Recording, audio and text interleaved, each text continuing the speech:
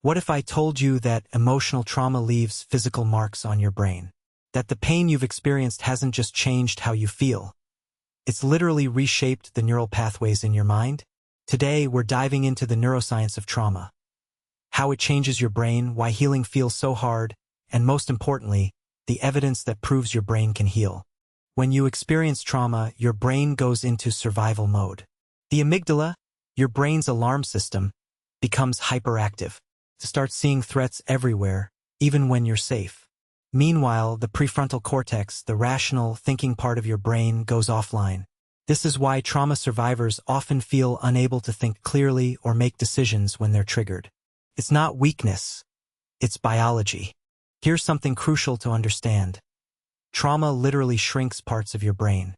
Studies show that the hippocampus, responsible for memory processing and distinguishing past from present, becomes smaller in people with PTSD. This is why traumatic memories can feel like they're happening right now, even years later. Your brain has difficulty filing them away as past events. The effects don't stop in your brain. Trauma changes your entire nervous system. Your body gets stuck in a state of high alert. Constant stress hormones, racing heart, tense muscles. This isn't imaginary.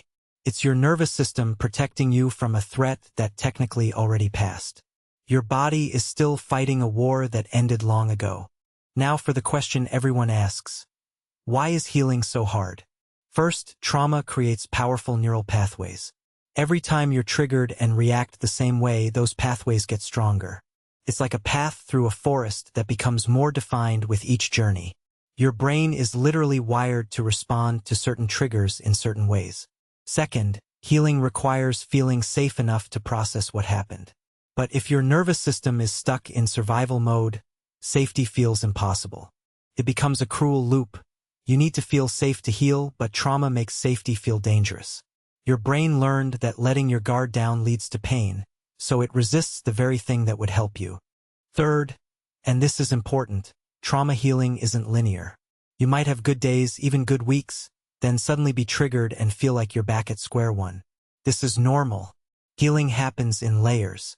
Each time you revisit a difficult memory from a place of greater strength, you process it a little more. Progress isn't always visible, but it's still happening. Here's the breakthrough that changed everything in trauma research: neuroplasticity. Your brain can change. Those trauma-induced patterns are not permanent. New neural pathways can be created, old ones can weaken, and the brain structures affected by trauma can actually grow back.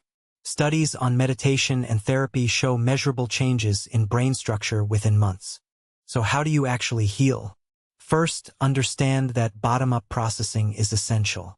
You can't just think your way out of trauma. You need to work with your body.